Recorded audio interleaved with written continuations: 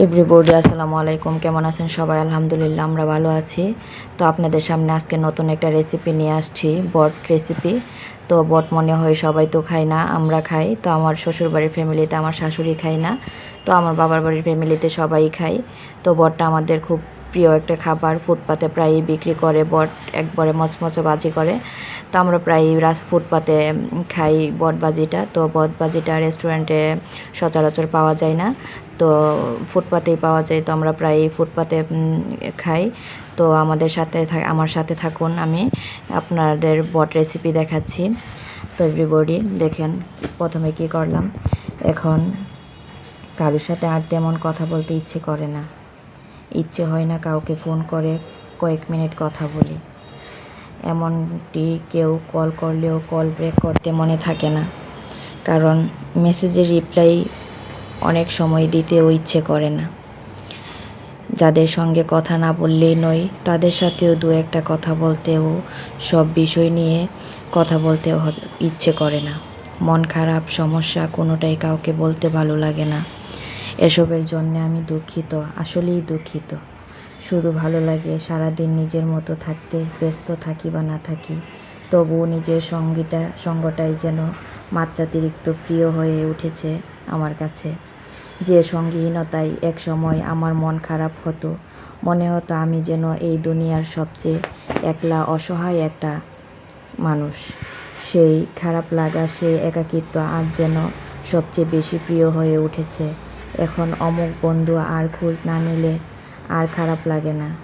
কেউ ভুল বুঝলেও নিজের আর প্রমাণ করতে ইচ্ছে করে না, কারণ এইগুলো আর ভালো লাগে না। যারা আমার উপর অভিমান রাখেন কিংবা ভুল বুঝেন, আমি দুঃখিত। আমি নিজের ইচ্ছের বিরুদ্ধে কারোর সাথে কথা বা সম্পর্ক কোনোটাই আপাতত রাখতে পারছি না।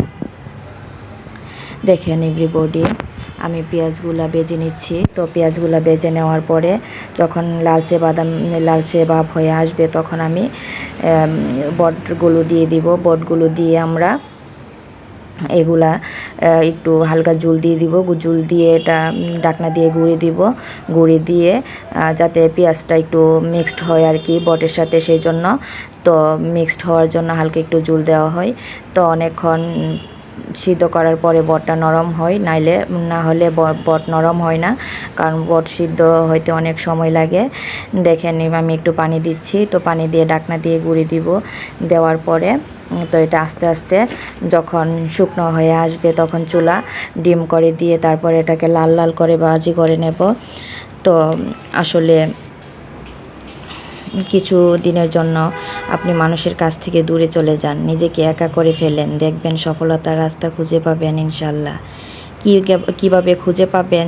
যখন আপনি একা থাকবেন, আপনি চিন্তা করতে শুরু করবেন কি করা যায়, রাস্তায় আপনাকে রাস্তা খুঁজে দিবে। বন্ধুরা, জীবনের সফলতা আর কিছু নয়, জিদ আপনার চিন্তা, আপনার লক্ষ্য এবং আপনার গোলস ড্রিমস যদি সব মিলিয়ে এক হয় তাহলে আপনি সফল। দেখেন এখন এই বটবাজিটা লালচে বাদামি হয়ে আসছে। তো আমার বটবাজির ভিডিওটা যদি আপনাদের কাছে ভালো লাগে, তাহলে লাইক, কমেন্ট এবং শেয়ার করবেন। শেয়ার করতে ভুলবেন না এবং কমেন্ট করতেও ভুলবেন না। আর আমার জন্য দোয়া করবেন, আমার পাশে থাকবেন। এই হচ্ছে বটবাজির ফাইনাল লুক। তো দেখেন কেমন হয়েছে।